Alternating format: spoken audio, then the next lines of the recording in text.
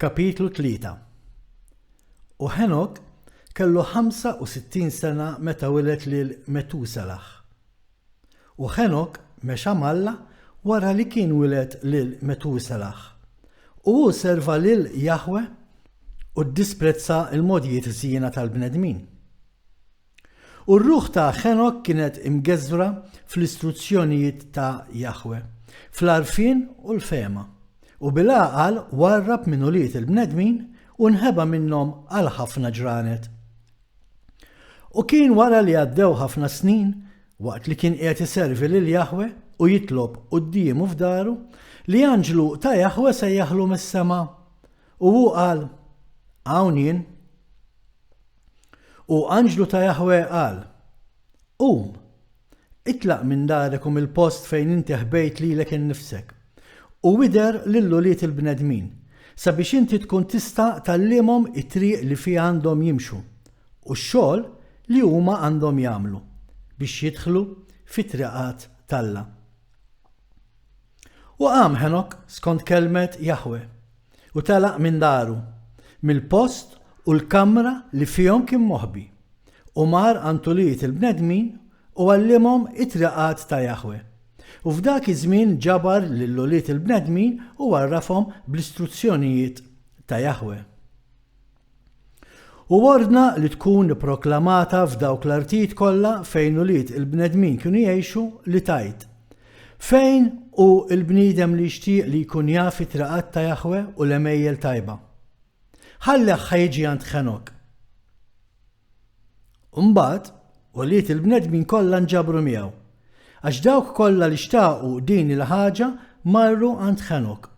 U Henok ħakem fuq uliet il-bnedmin skont kelmet Jahwe. U marru u mielu quddiemu u semgħu il-kelma tiegħu.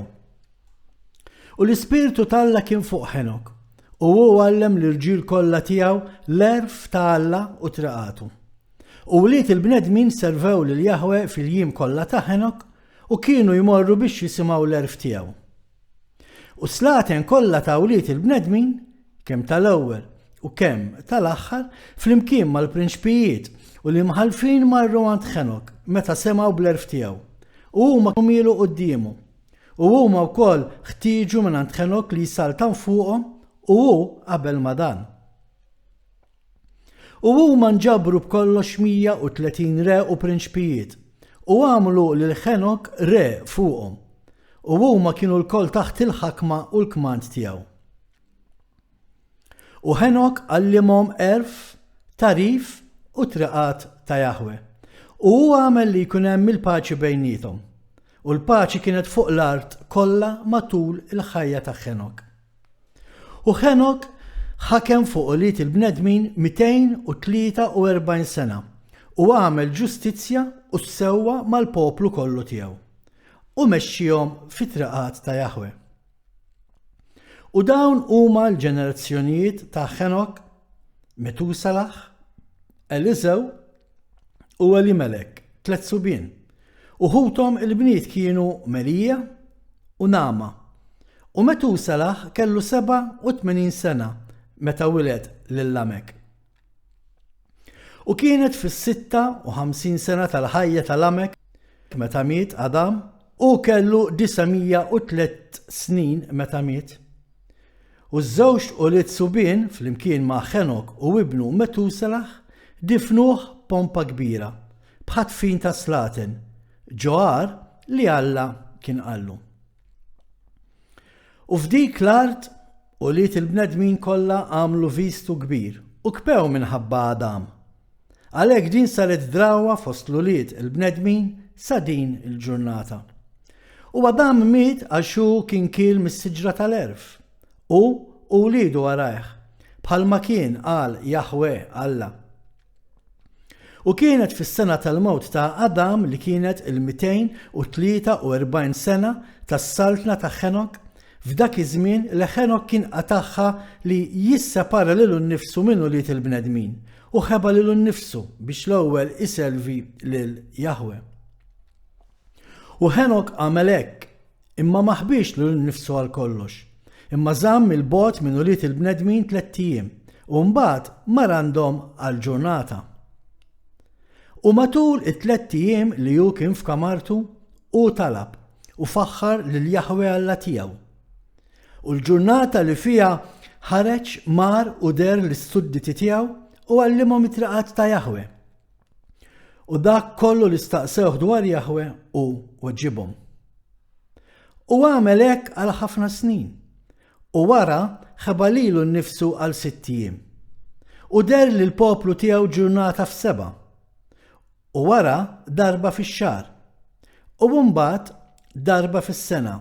Sakemm islaten kollha il-prinċpijiet u wlied il-bnedmin fiċċewh u xtaqu għal darb'oħra jaraw wiċċ Ħenok u jisimgħu il-kelma tiegħu. Imma ma setawx. Għax uliet il-bnedmin kollha kienu tassew jibżgħu minn Ħenok u beżgħu jersqu lejh minħabba l-meravilja li tiġbaħ dik ta' Alla li kienet fuq wiċċu. Għaldaqstant l-ebna bniedem ma seta' jħares lejh għax kien jibża li jiġi ikkastigat u jmut. U slaten u l-prinċpijiet kollha qatawa li jiġbru lill-uliet il-bnedmin u jmorru għand Ħenok għax ħasbu li setgħu jitkellmu miegħu il-koll fil-ħin li hu kellu joħroġ fosthom u hekk għamlu. U ġiet il-ġurnata meta Ħenok ħareġ u l-koll inġabru u marru għandu.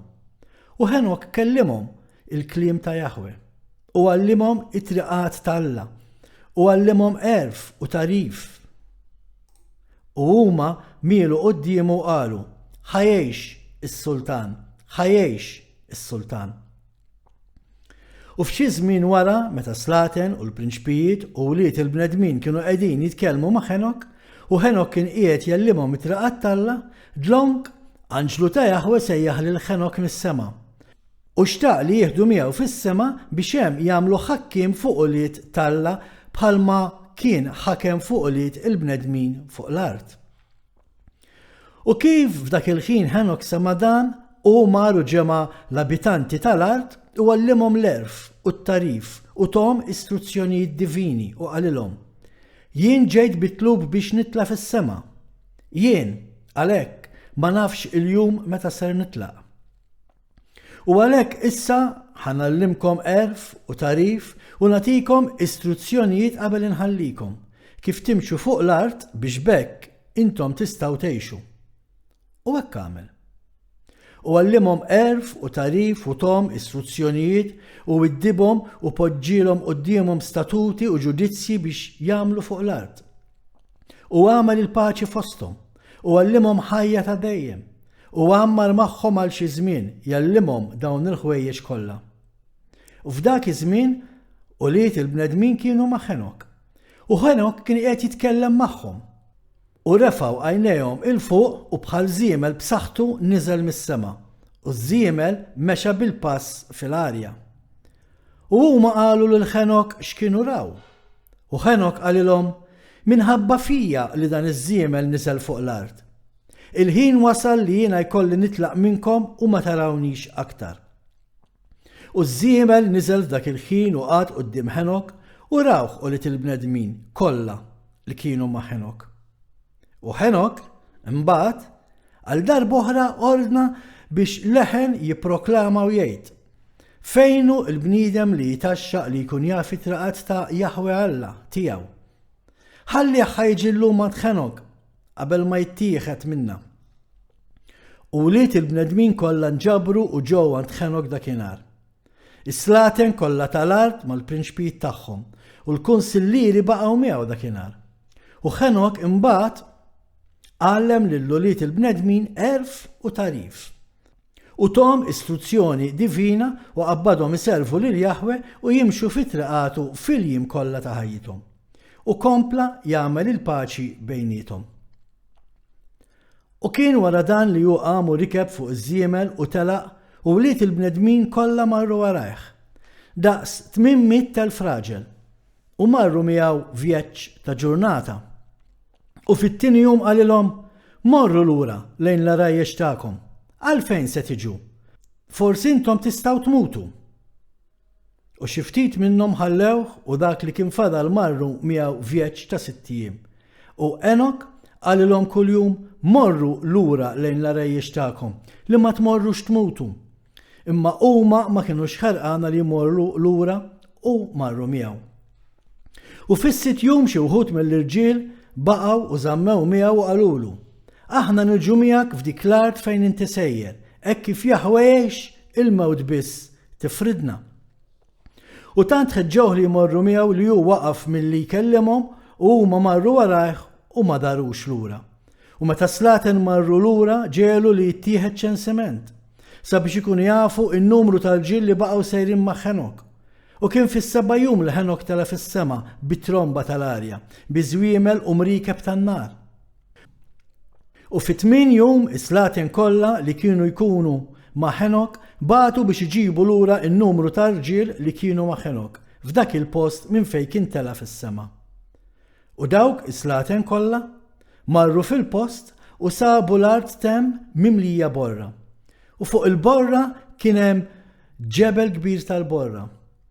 U qalu wieħed lill-ieħor: ejjew ħaninfdu l-borra u naraw, forsi l-irġiel li baqgħu ma' Ħenok huma mejta u issa qegħdin taħt il-ġebel tal-borra u fittxew imma ma setawx isibuh għax hu kien tela fis-sema. Tmiem il-kapitlu.